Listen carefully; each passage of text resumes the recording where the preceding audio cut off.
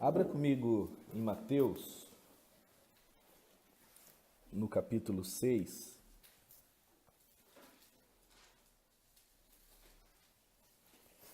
Evangelho de Mateus, no capítulo 6.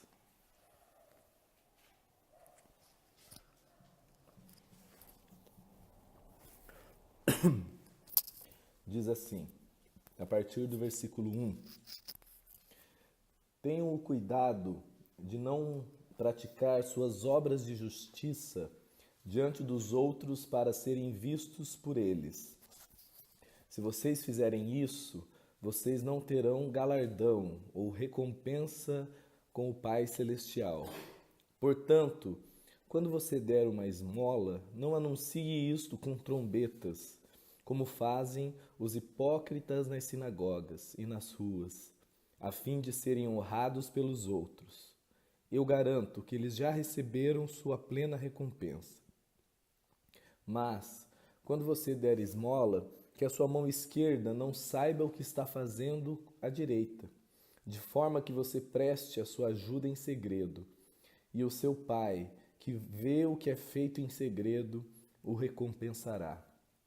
E quando vocês orarem, não sejam como os hipócritas, porque eles gostam de ficar orando em pé nas sinagogas e nas esquinas, a fim de serem vistos pelos outros.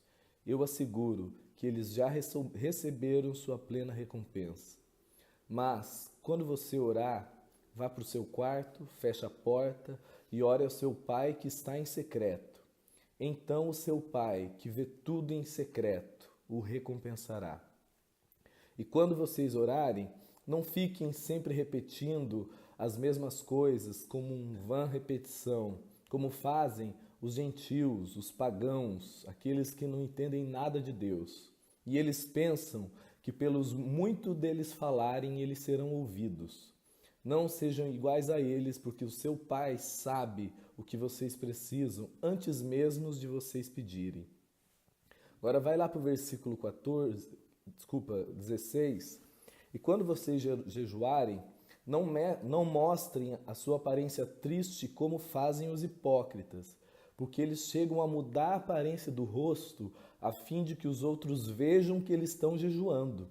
Eu digo verdadeiramente que eles já receberam a sua plena recompensa. Antes, ao jejuar, arrume o cabelo, lave o rosto, para que ninguém perceba, não pareça aos outros que você está jejuando, mas apenas a seu Pai que vem em secreto. E seu Pai que vem em secreto o recompensará. Amém. A gente tem feito nessas últimas semanas, hoje é o quarto encontro em torno deste tema, que é do desenvolvimento da espiritualidade do discípulo. A gente tendo em visto que a nossa caminhada toda tem sido feita onde existe uma busca a partir dos ensinamentos de Jesus para que o caráter de Cristo se forme na pessoa. Existe um pressuposto, um entendimento que se eu estou fazendo o que eu estou fazendo é porque eu quero, sinceramente, seguir a Jesus.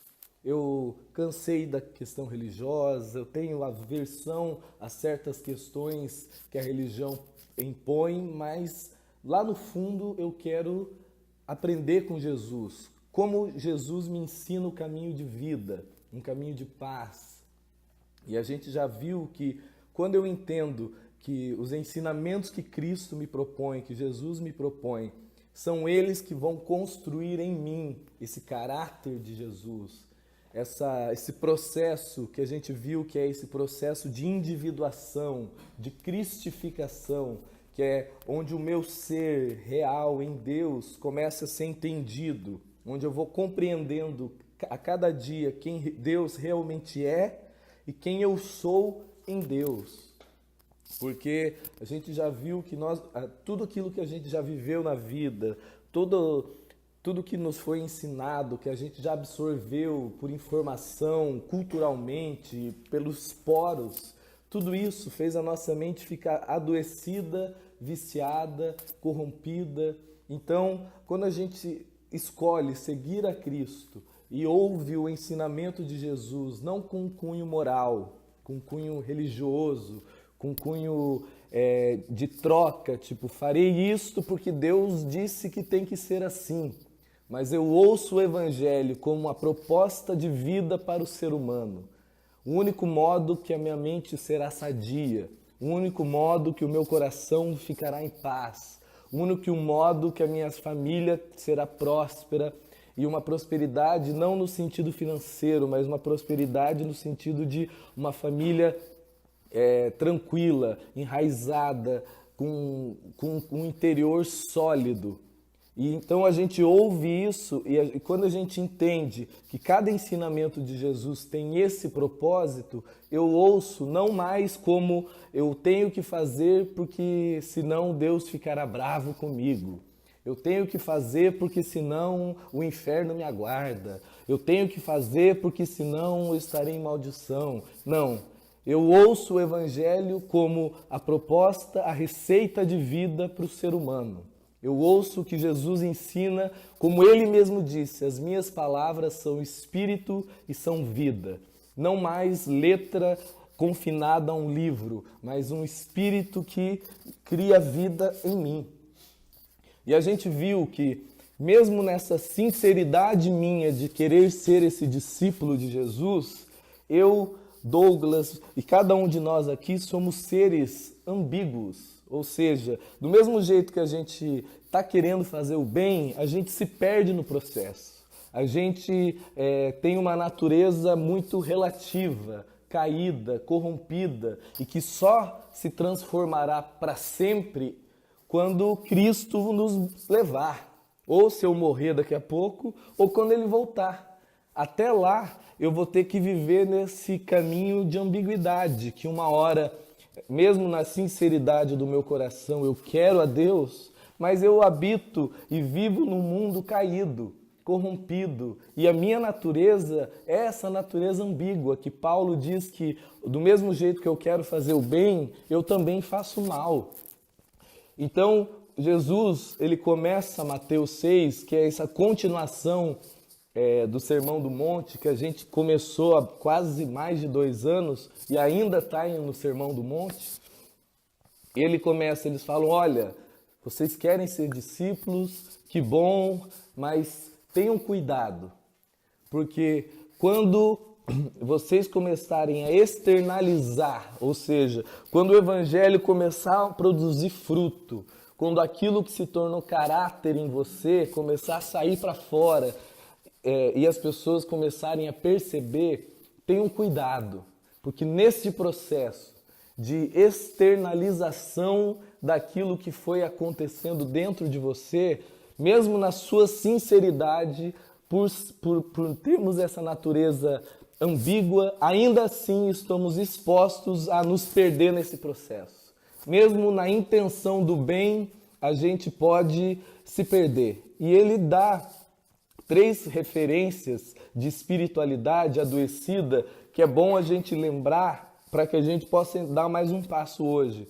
Ele usa o exemplo de fazer o bem, de dar esmola, de ajudar o outro. Ele usa o exemplo da oração e ele usa o exemplo do jejum como práticas de espiritualidade, ou seja, como práticas onde os outros verão o que eu estou fazendo com a consciência que eu tenho de Deus. Então ele fala, olha, neste caminho você pode cair ou na performance, que é eu farei para os outros verem, eu farei, no início eu até fazia com sinceridade, mas eu fiz uma vez, fiz 2 e me aplaudiram, começaram a me admirar, começaram a achar que eu era o cara. E Jesus fala, nesse caminho é muito fácil a gente gostar, é muito fácil a gente dar aquela enxada, é muito fácil nesse caminho a gente começar a deixar com que as impressões das pessoas entrem em nós.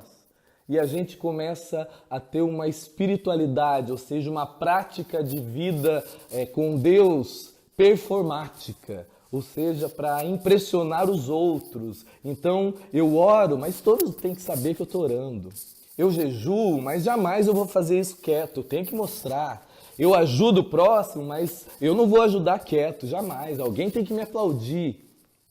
E isso, Jesus fala que se eu entro nesse caminho, é muito o meu coração, cada vez que eu deixo que os aplausos, as admirações externas me agradem, do mesmo jeito que lá fora cresce a minha moral, dentro de mim o meu coração vai secando.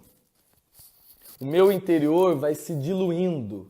Esse processo que começou de cristificação, de individuação, de galardoamento, que é essa expressão que Jesus usa, vai se perdendo, porque dentro de mim, aquilo que era sincero, era genuíno, se corrompeu pela impressão que eu causei nos outros. E eu gostei, porque é gostoso você receber um belo elogio. Esse negócio de Deus publicamente facilmente entra em nós. Porque, olha, tá todo mundo parado me ouvindo. É muito fácil eu me achar o cara. É muito fácil eu falar que eu tô rouco porque eu passei a noite orando. Daí o Ademar falando, nossa, eu vou pedir até uma oração no final. Eu vou deixando isso crescer na mente dos outros e isso realmente cresce. Mas dentro de mim, que é onde as coisas realmente acontecem e importam para Deus, vai secando. O meu coração vai entrando num processo de diluição, de hipocrisia, que é o que Jesus fala. Eles gostam e eles são hipócritas. Que é essa performance teatral. Que eu começo a usar, uma vez que para mim importa muito a impressão dos outros, o consumo externo do que eu faço, eu começo a usar máscaras.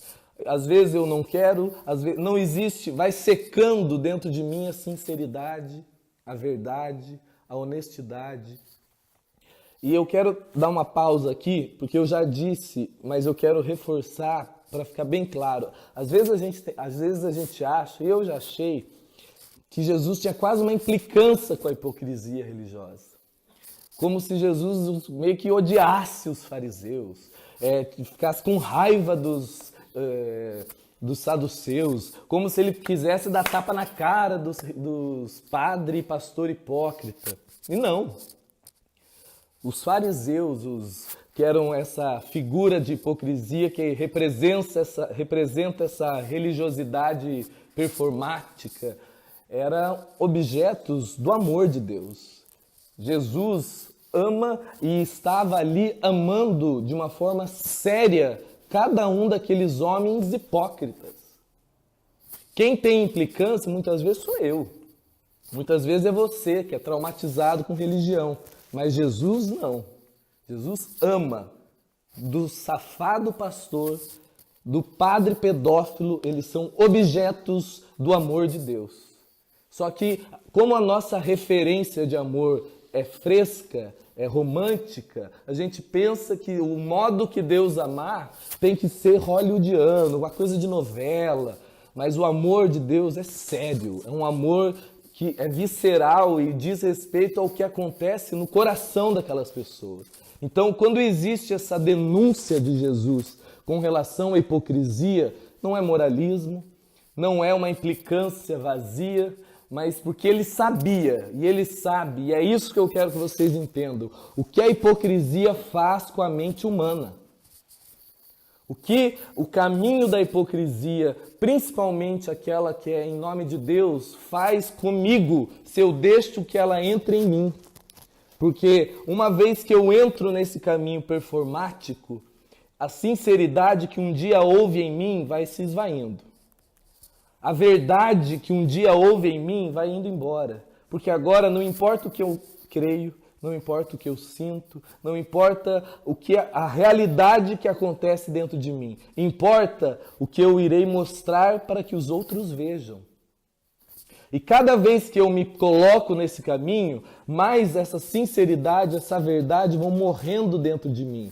E em contrapartida, na minha mente, que já vai se adoecendo, vai se criando uma verdade paralela, uma dissociação da realidade e da verdade. Então a pessoa, como ela entrou nesse processo de cinismo, de frieza, de sequidão interior, o olhar dela se corrompeu. Ela não interpreta a vida mais com verdade. Ela não interpreta mais a vida com realidade. Ela interpreta a vida de maneira dissociada e corrompida. Vou dar um exemplo. Jesus, ele dá um exemplo de um homem que tinha sido assaltado, que estava arrebentado, jogado num canto.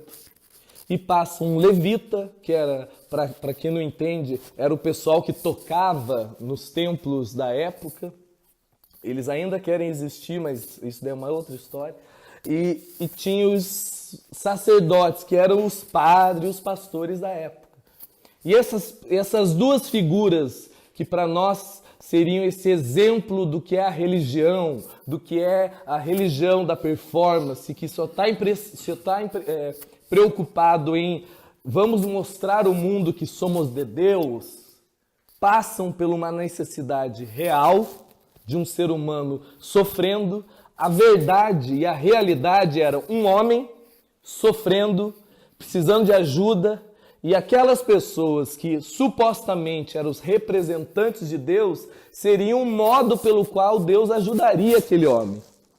Só que a hipocrisia era tão visceral naquelas pessoas que eles criaram uma realidade paralela na mente deles.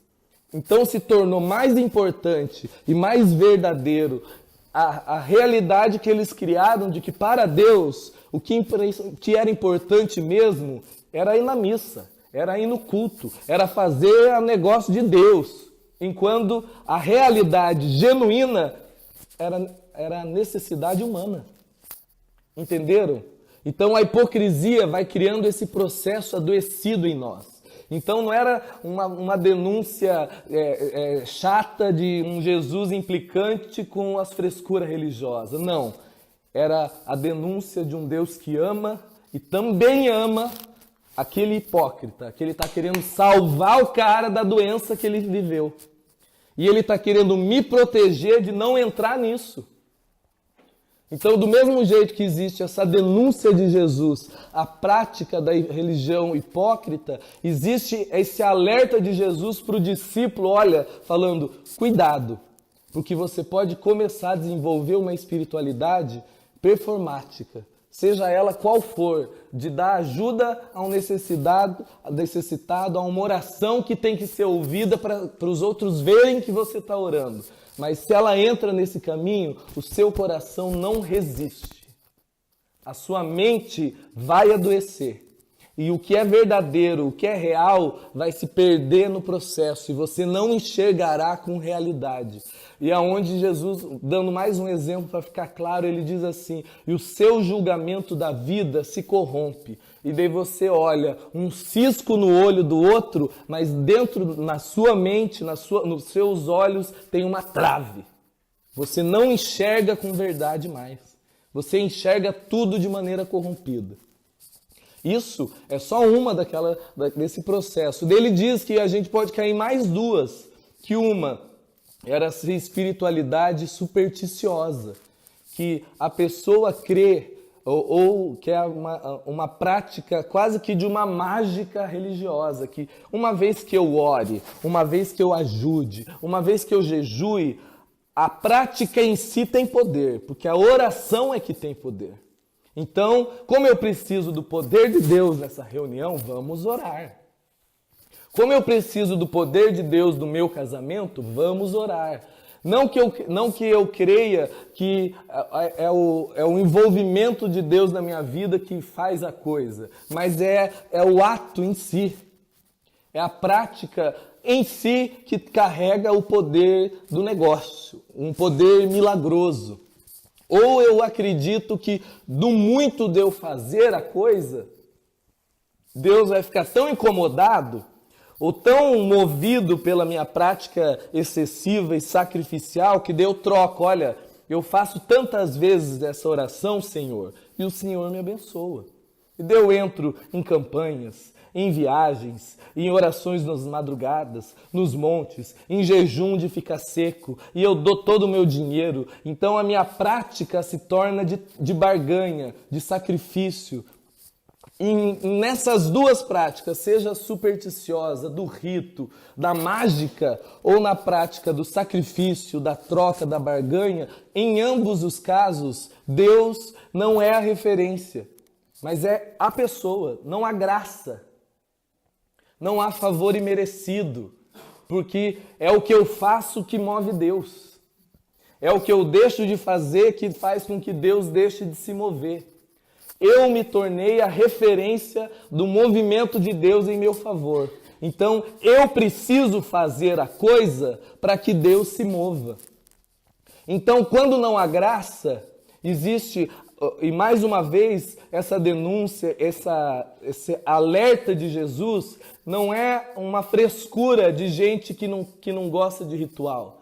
É porque ele sabe, e assim o é. Quando eu entro nessa linha, a minha mente, o meu coração vai ficando angustiado, ansioso, agitado, amargurado, porque no processo as coisas não estão acontecendo e eu vou ficando com raiva, e eu vou ficando com ódio, e o meu coração vai ficando cínico, porque como não é assim que a vida funciona, e eu vou me frustrando, eu vou ficando com raiva de Deus, eu vou ficando descrente, e esse processo adoecedor, a gente não pode nem chamar de fé, porque Hebreus 4 diz assim, que aqueles que creem, aqueles que descansam, aqueles que têm fé, entram no descanso. A espiritualidade de Jesus faz acontecer em mim paz, descanso, tranquilidade, serenidade, traz equilíbrio para a minha mente. Em contrapartida, esse tipo de espiritualidade adoecida, da troca, do rito, da mágica, da superstição, do vamos impressionar Deus. Agora que eu fiz tal coisa, Deus está na parede, tipo, ou você faz, porque eu orei, Deus. Essa prática vai adoecendo a nossa mente e a gente vai ficando agitado, ansioso. Conversa com alguém que está há 7 semanas em campanha, o cara, ele está quase pegando Deus pelo colarinho. Conversa com alguém que fez 160 campanhas, que foi para Aparecida, que foi no monte, que foi para Jerusalém, que deu não sei o quê, que deu não sei quanta de oferta, e essa pessoa, nada aconteceu, se existe paz no coração dela. Ela não tem coragem, mas ela está com raiva de Deus. Se ela for um pouquinho mais lúcida, ela não sabe o que ela está sentindo de Deus, mas do pastor ou o padre que propôs o rito, ela está querendo dar.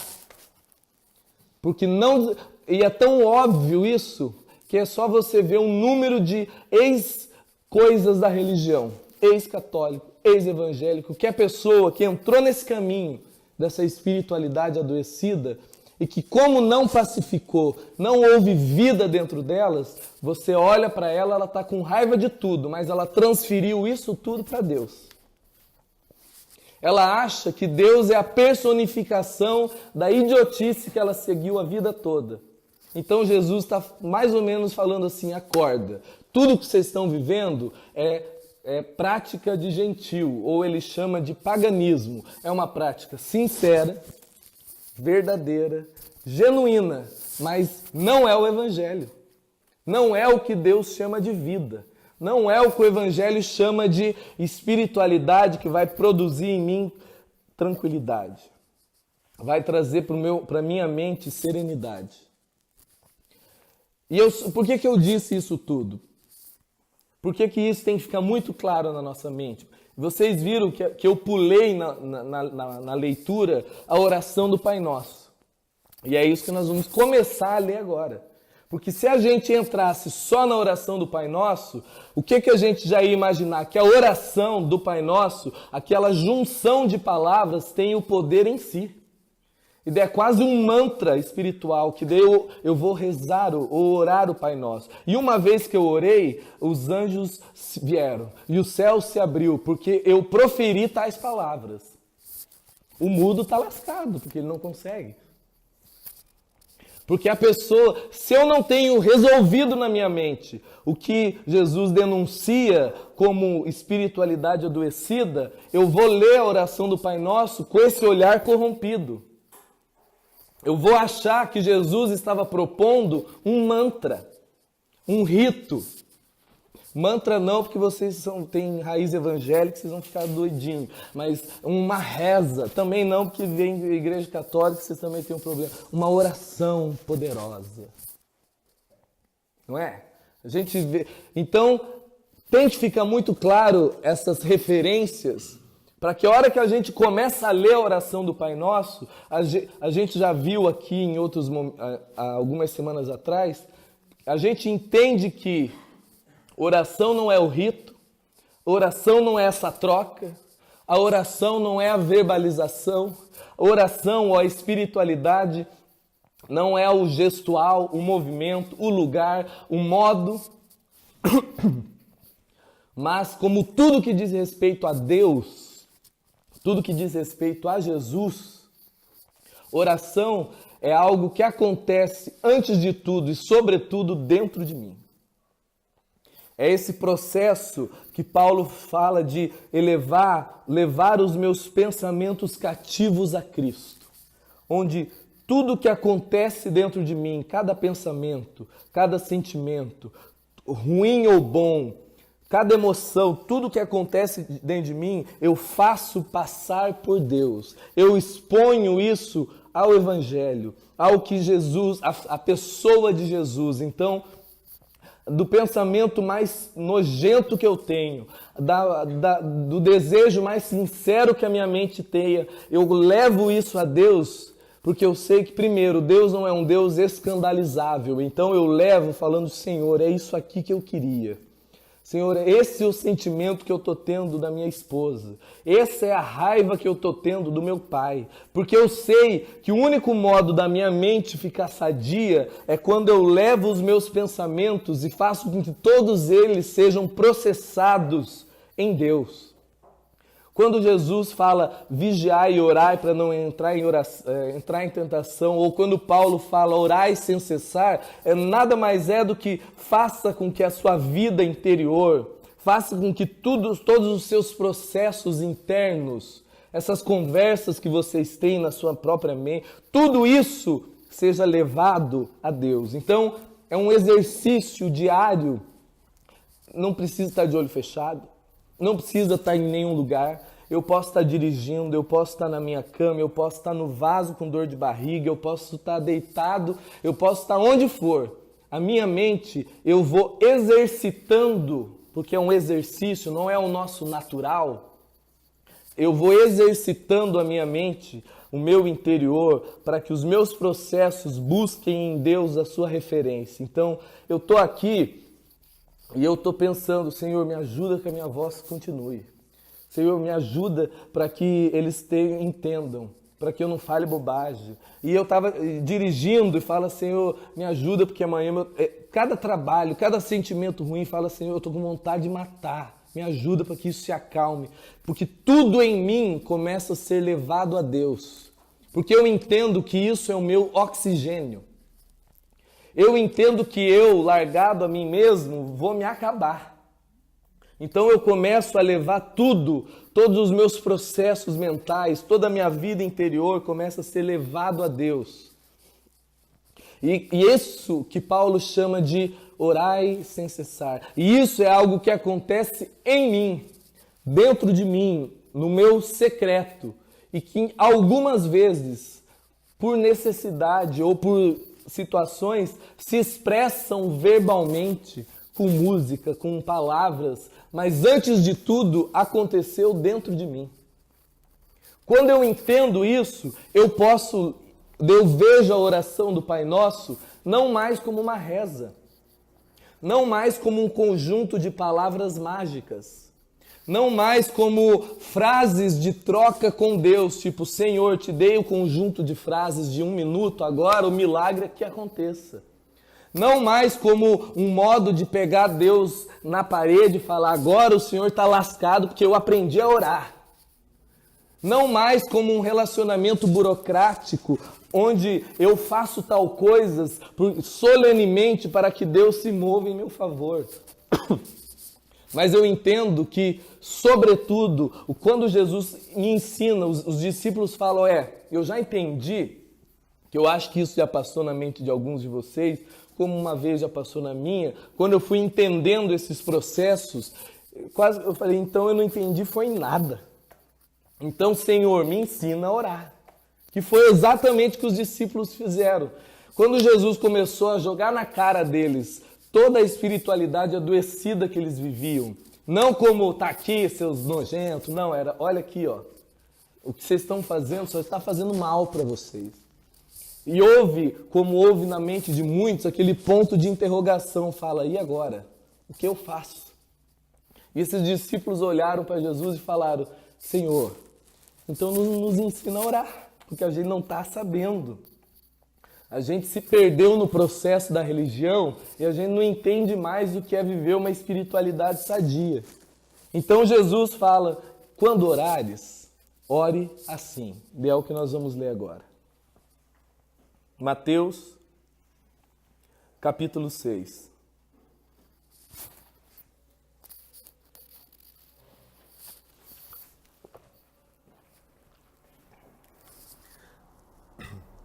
No versículo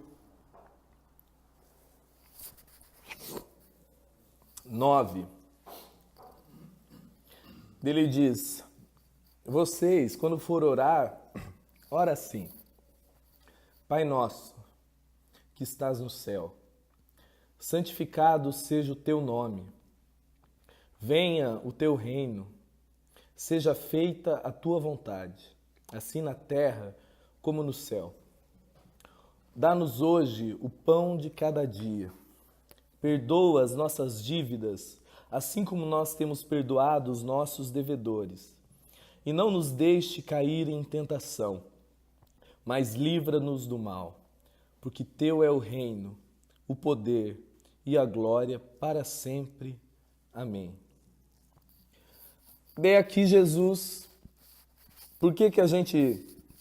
Há 3 semanas eu venho falando sobre a espiritualidade do discípulo e hoje eu fiz todo esse reforço. Porque quando a gente lê, quando eu tenho essa referência que oração não é um mantra, um rito, uma troca, um sacrifício, uma superstição ou nada parecido do que me ensinaram, ou que eu vejo, ou que eu fiz, ou que eu ainda faço, mas antes de tudo, é esse processo interior de exposição a Deus, de buscar e elevar a Deus tudo o que acontece dentro de mim, para que o meu olhar se transforme, para que a minha interpretação da vida seja exposta ao que o Evangelho propõe.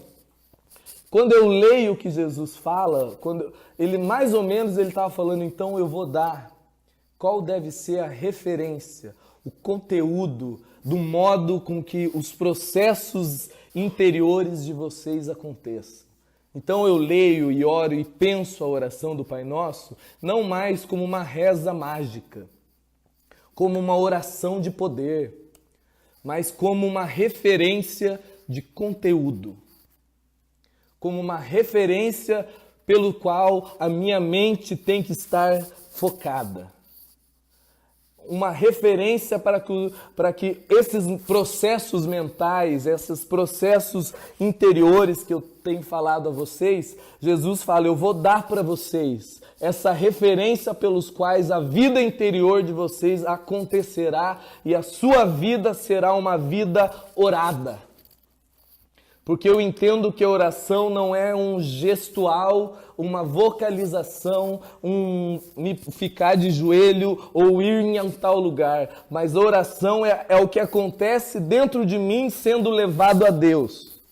Então, quando eu entendo isso, que é a minha vida interior sendo exposta a Deus por processos de exercício mental, de vou buscando a Deus e elevando a Deus, eu vou criando, Jesus me propõe a referência pelo qual isso deve acontecer.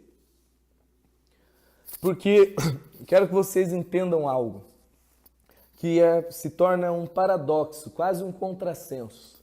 A gente pensa que liberdade é fazer o que quer, na hora que quer, do modo que quer. E o que Jesus está falando aqui é, eu vou propor para vocês a referência do modo pelo qual a mente de vocês será livre. Porque para que a minha mente seja livre, para que a minha vida interior experimente o que Deus chama de liberdade, eu não posso deixar a minha mente solta. Porque daí ela não está livre, ela está solta, pensando o que ela quer. E eu estou aqui ouvindo, mas eu estou pensando naquela mulher que eu quero pegar. E eu estou aqui pensando na raiva que eu estou do meu marido. E eu estou aqui ouvindo uma pregação, cantando para Jesus, mas na minha mente o que eu estou pensando é na comida.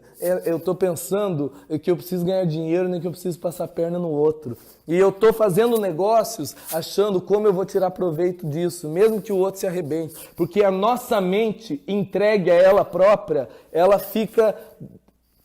Entenda, Romanos 1, a Bíblia fala de pessoas que conscientemente entenderam sobre Deus e não quiseram. E ali houve um juízo. E a gente pensa que juízo de Deus é o Deus Thor, dando raios e marteladas na nossa cabeça. E o Romanos diz assim que o juízo de Deus sobre ele foi, Deus os entregou a sua mente, Deus os entregou à sua disposição mental reprovável. O que significa isso? Seria mais ou menos assim, Charles, realmente você não quer saber nada, né? Então, te vira sozinho. Deixa a nossa mente fazer o que ela quer e pensar o que ela quer de maneira supostamente livre. E como nós vivemos num mundo caído, num sistema caído, num mundo corrompido, e a nossa carne, a nossa natureza, ela é ambígua, quando eu entro nesse processo, a minha mente só se adoece. Ela se perde. O Augusto Cury chama de síndrome do pensamento acelerado, que a pessoa, ela pensa em tudo e ao mesmo tempo. Então você olha o cara e você acha que é quase um Gandhi, mas a mente dele é um pervertido. Que é o que Jesus fala um pouquinho antes. Ele fala, vocês estão achando que adultério é ir para a cama com a vizinha? Adultério é o que acontece na mente de vocês, e vocês sabem.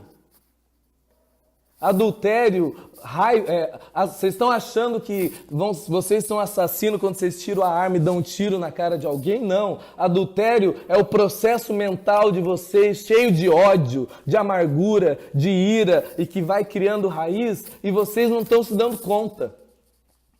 Então, quando eu entendo que oração é essa purificação dos meus processos mentais, e eu olho a partir disso a oração do Pai Nosso, eu estou entendendo que Jesus está me dando a referência pelo qual eu devo pensar, a referência pelo qual eu devo fazer a minha mente caminhar, e deste modo, criando essas referências que poderiam falar, agora eu estou preso, não, agora eu estou livre. Agora eu tenho uma referência do que é vida. Agora eu tenho uma referência do que é saúde. E a gente leu aqui 6, 7 frases, e obviamente que eu não vou dar conta de falar tudo isso hoje. Então, hoje eu quero me deter em uma única expressão com vocês. Jesus, ele começa, ele diz, Pai Nosso. Aqui começa a revolução. Aqui começa uma bomba no conceito da religião. Por quê? Primeiro que, de maneira geral, ninguém até então tinha utilizado uma expressão para se referir a Deus como Pai. O único que usou de uma maneira muito discreta foi Isaías, um profeta no Velho Testamento. No geral, tudo se referia ao Criador, ao marido, ao namorado, tudo numa prefiguração de Deus como uma referência de entendimento.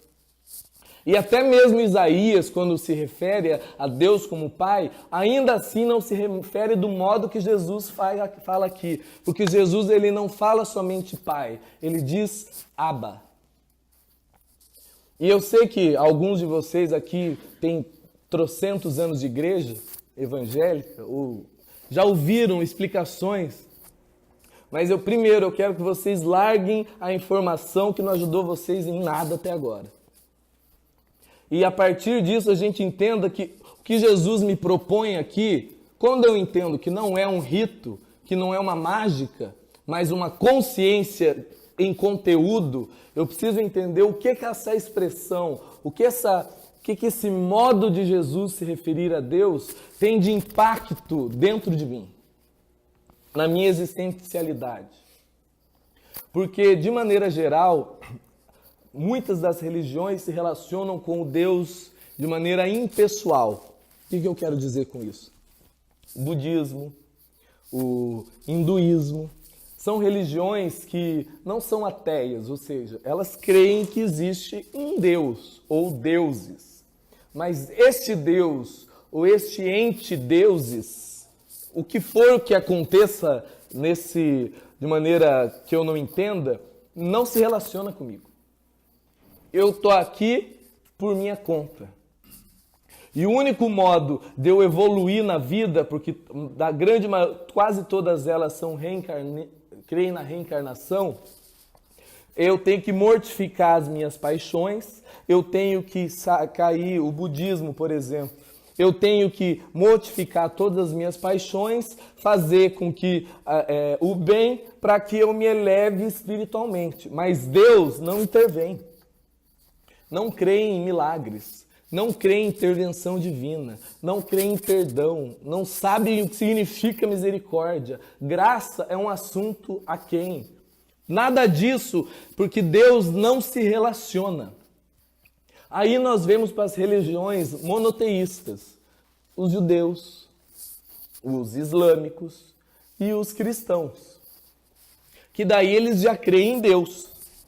Só que a referência deles, por mais que eles creem num Deus que se relacione, ainda é corrompida. Por quê? Porque Deus está preso ao que eu faço. Deus está preso à minha performance, porque se eu faço tal coisa, Deus fará tal coisa. Se eu deixo de fazer tal coisa, Deus deixará de fazer tal coisa. Então, por mais que seja uma religião onde Deus se relaciona, ainda assim o homem é a referência. Então Deus está preso ao que eu faço. Então ainda há uma troca, ainda não há perdão, ainda não há graça, ainda o que importa é o que eu faço ou eu deixo de fazer.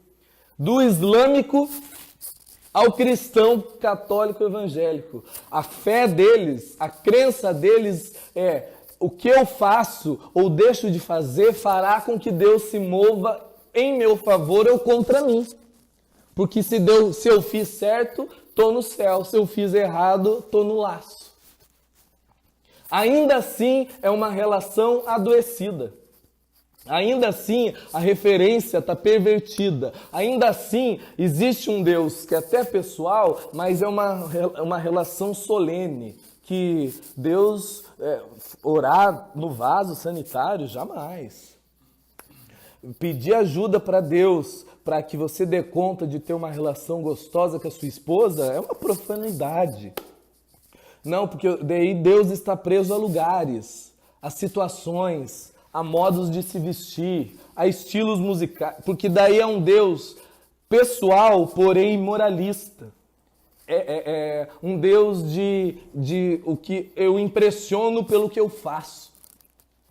E daí vem Jesus e começa a dar esse conteúdo de oração e ele fala, quando vocês orarem, primeiro, se eu quero entender como esse processo de oração vai acontecer em mim de maneira saudável e produzir em mim vida, entenda, Deus precisa ser para vocês Abba. Que a palavra significa o pai, o papai ou o paizinho perto e íntimo. A solenidade acabou. A distância morreu. Ele está falando como a expressão não era um amantíssimo Deus e Pai, ou um Senhor Deus e Pai, um Deus longe, distante, escandalizável, que você não tiver com a roupa certa, no tom certo, do jeito certo, Deus já vem meio fresco. Sabe aquele Deus fresco que se não gostei desse você hoje? Não, mas é um Abba Pai. É um Deus que está próximo, um Pai próximo e junto e íntimo.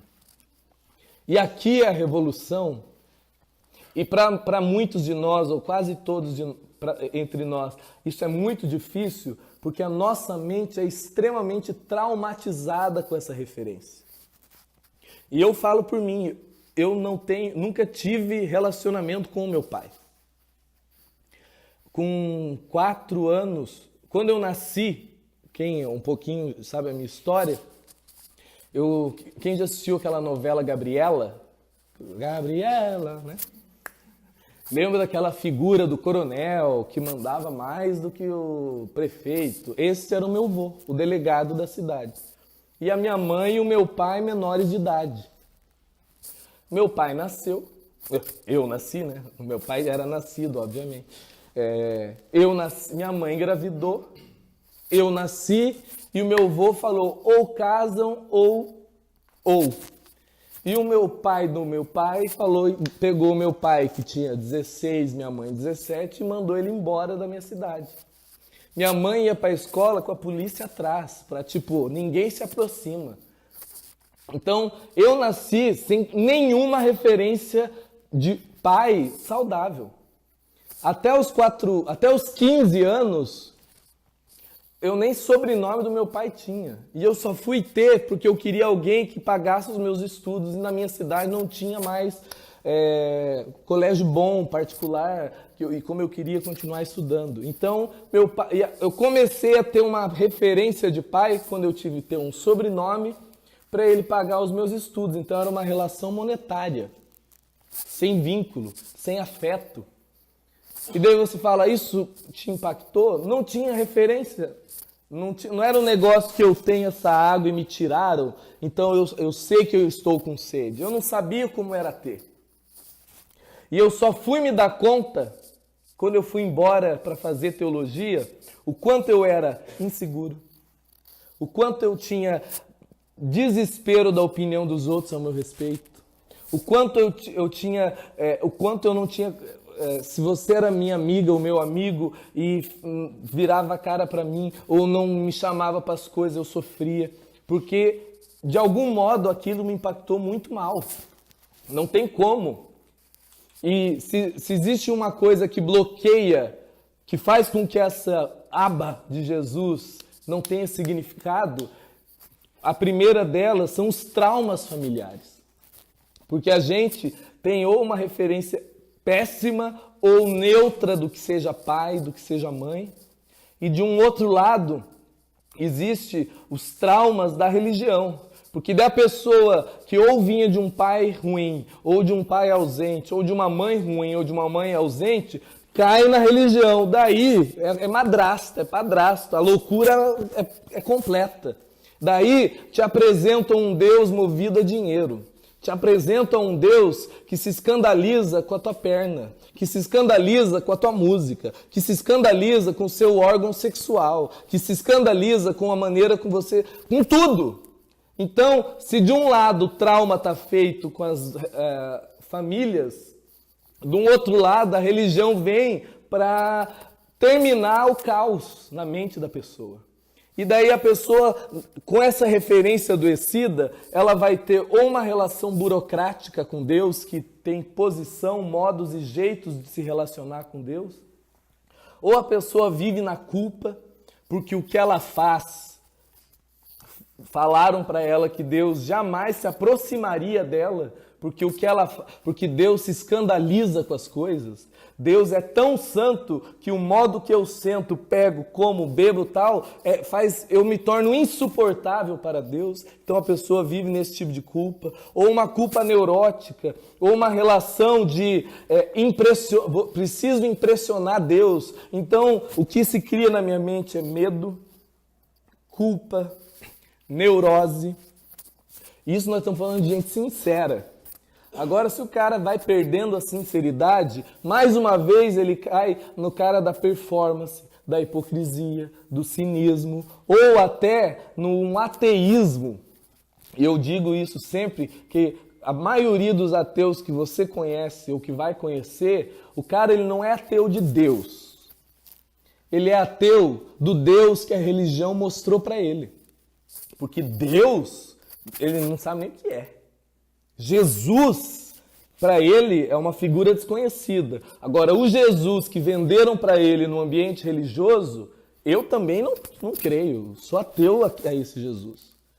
Então o cara, ele não é ateu de Deus, do Deus encarnado em Cristo. Ele é ateu da máscara de Deus que apresentaram para ele, de um Deus fresco, moralista, que gosta de uma grana, que tem problema com sexo, ou com muita coisa que vocês sabem que é assim que é.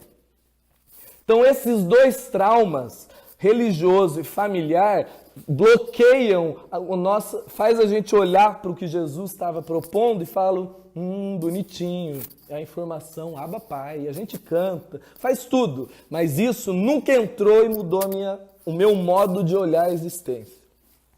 Então, para encerrar, o único modo para que se instale em mim essa cura desses processos adoecidos, seja ele por religião ou por trauma familiar, que foi o que aconteceu comigo, porque com 19 para 20 anos, eu tive que ficar com 1 ano fazendo terapia com um pastor e psicólogo, tudo, porque a minha mente estava adoecida.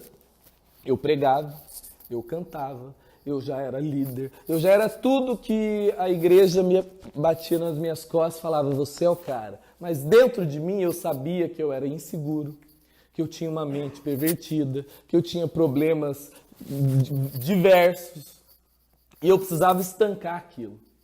Então, aquilo só começou a se resolver e é isso que Jesus vem e me propõe quando ele fala sobre essa figura Abba, quando essa figura Pai próximo e perto, quando eu comecei a compreender a graça de Deus revelada em Jesus.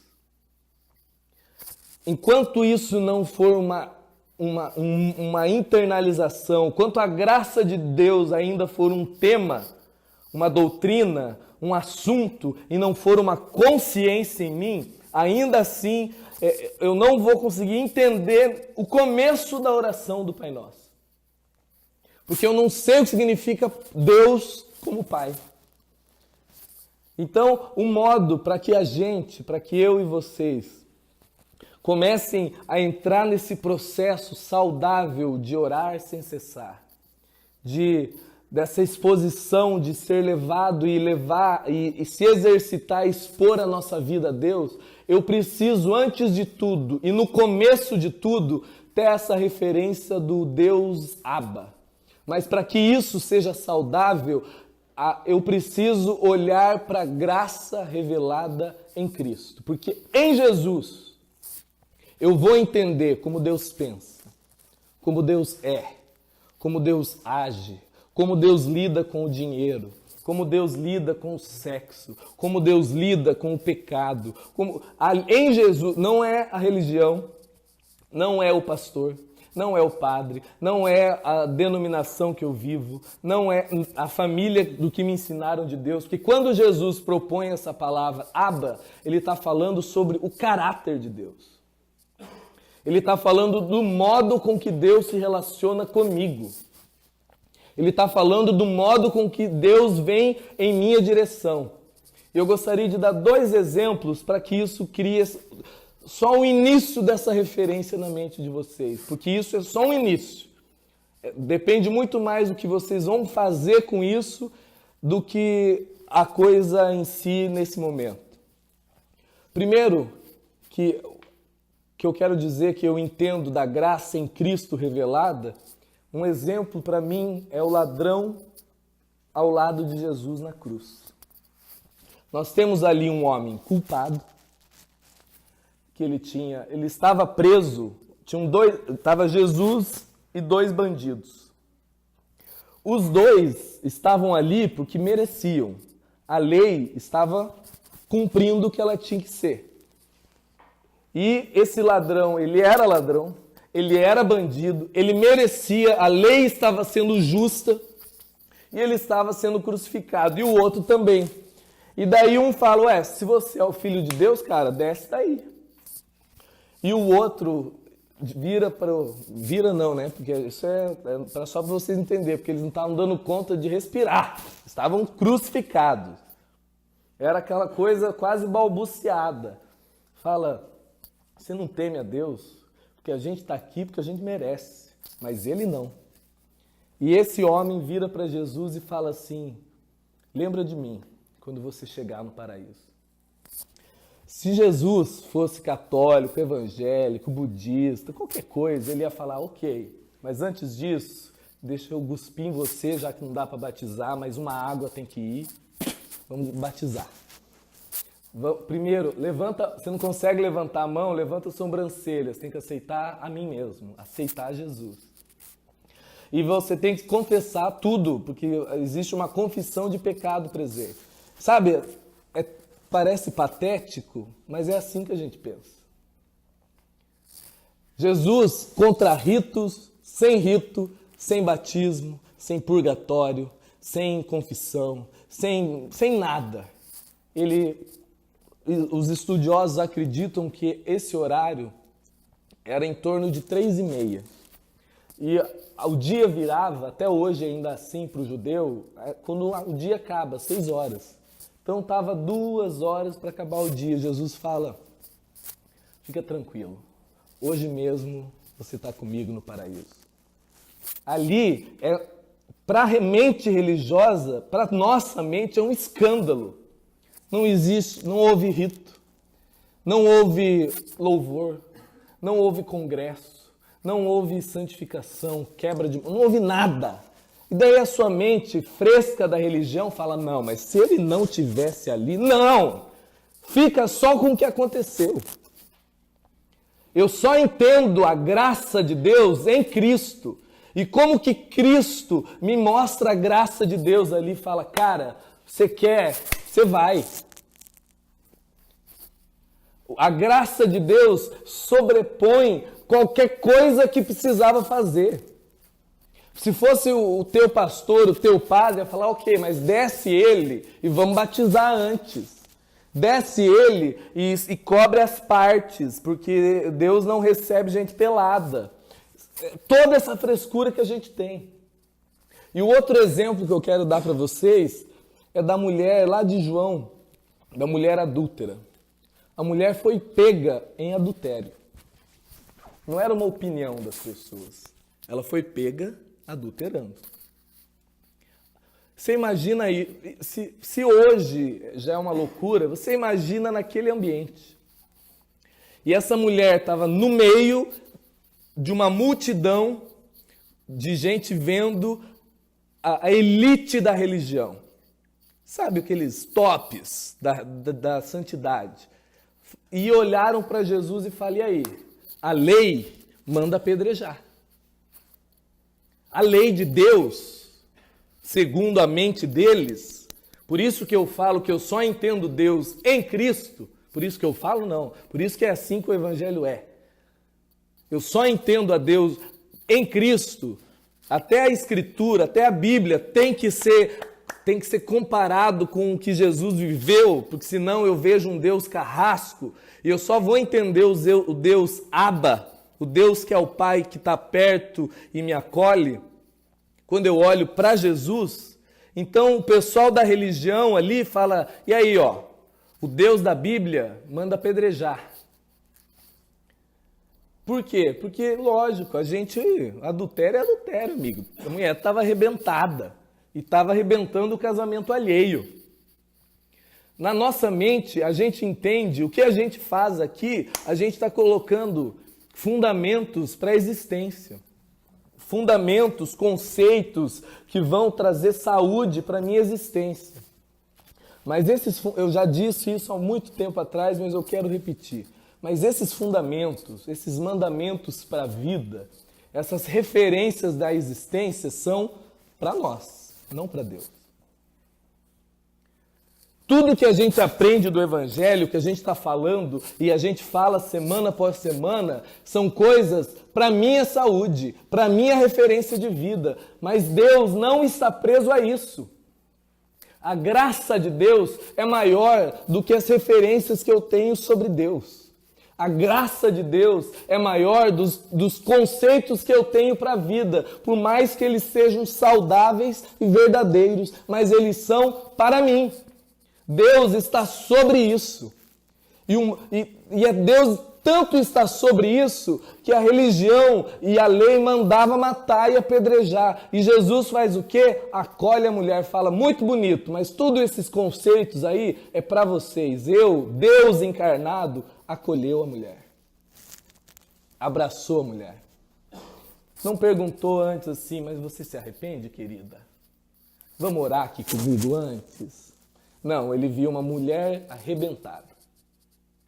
E a graça de Deus, que é maior do que os meus conceitos, os meus pressupostos, e muitas vezes até verdadeiro sobre o que significa a vida, sobrepôs tudo aquilo e foi ao indivíduo.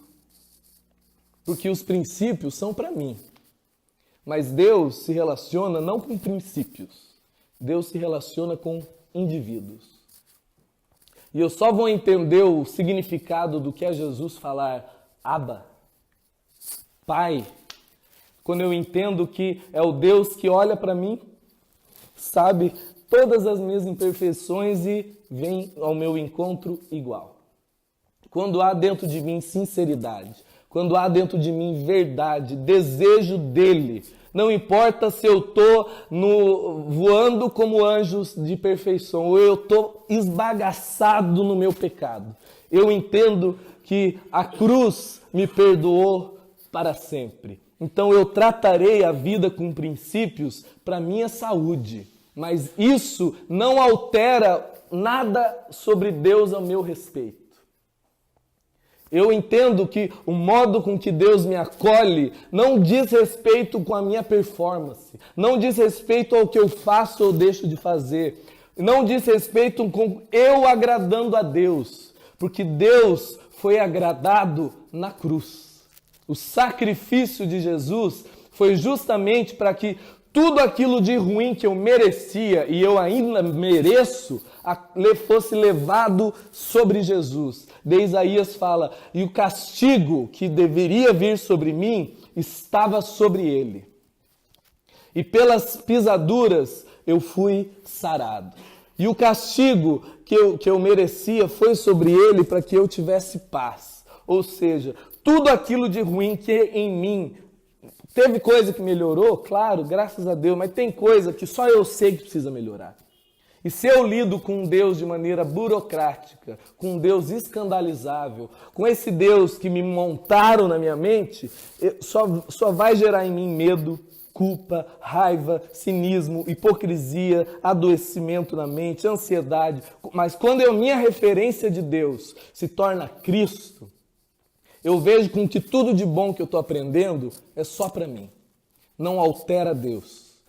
Agora, Deus vem comigo com graça. É o pai que, quando vê o filho arrebentado, não vai falar mais bem que merecia. É o pai que primeiro vamos acolher. É o pai que pega o filho destruído, que olha para aquela mulher que merecia o apedrejamento. A lei, ela se autocondenou porque ela foi pega transando com um homem casado. A nossa mente fala, Deus está assim, eu não posso ver. Não, isso é nós que somos frescos. Deus não é escandalizável. Deus estava lá enquanto a mulher estava transando com aquele homem. E só olhando, não para o órgão sexual dela, estava olhando para o coração dela se arrebentar. E Deus continuou ali quando aquela mulher foi pega em flagrante. E ele não estava ali, vamos agora mostrar como que esse negócio acontece. Não, ele estava ali olhando para o coração daquela mulher. para acolhê-la quando ela simplesmente se expusesse a pedir ajuda. Então, quando aquela mulher estava lá e o circo foi formado, Deus não estava lá, e aí, agora está na hora do juízo. Porque é assim que a gente faz. A gente olha e quando a gente vê na TV ou fica sabendo, a gente torce. Merecia mesmo. Você vê com que a gente não tem nada de evangelho dentro de nós. E quando estava aquela ali, quando o circo foi formado, Deus ainda estava ali. Como o pai que é Abba, perto e íntimo daquela mulher que estava com órgão sexual usado em prostituição, mas Deus não está nem aí para aquilo ali. Deus só estava olhando para o coração daquela mulher. E quando aquela mulher houve o momento do apedrejamento, a graça de Deus interveio. E Jesus falou assim, olha, quem quiser apedrejar pode apedrejar, mas não pode ter pecado.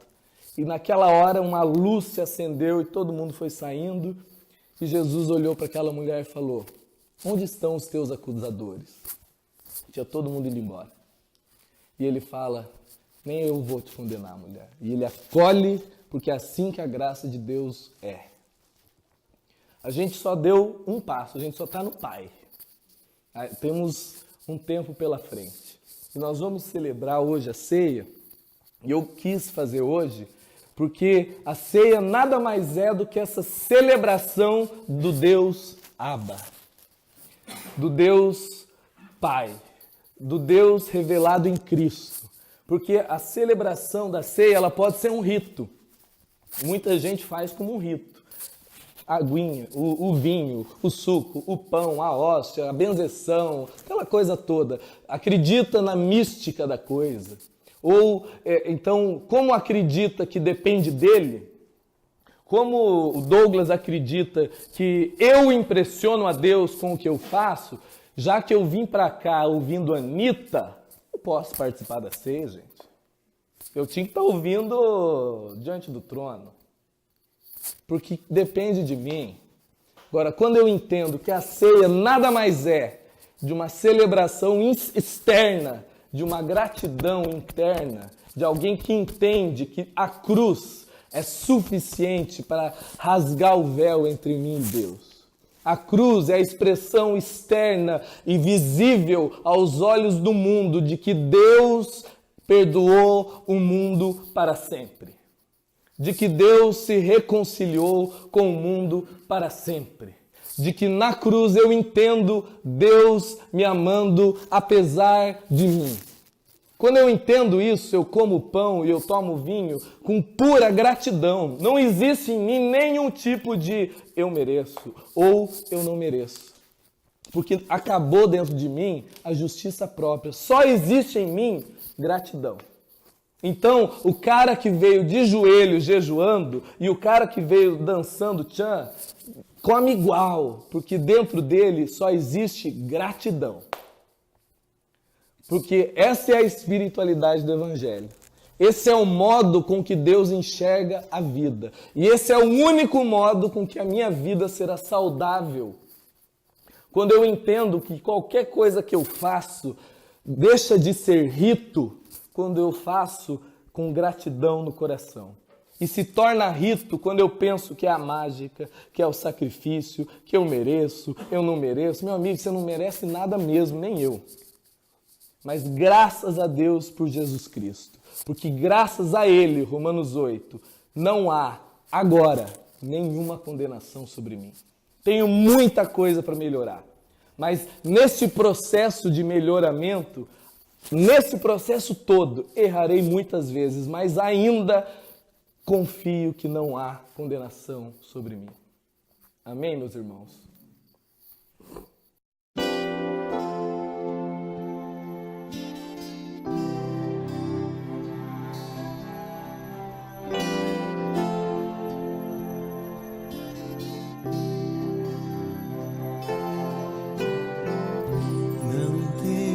Sobre ti um só cuidado, qualquer que seja, pois somente um seria tinha muito para ti. É meu, somente meu, todo trabalho. E o teu trabalho é descansar em mim. É meu, somente meu, todo trabalho. E o teu trabalho é descansar em mim.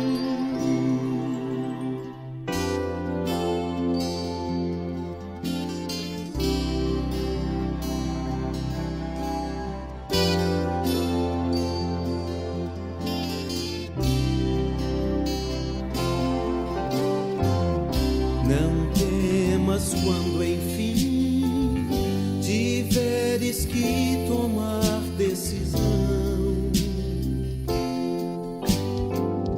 Entrega tudo a mim, confia de todo o coração. É meu, somente meu, todo trabalho. E o teu trabalho é descansar em mim.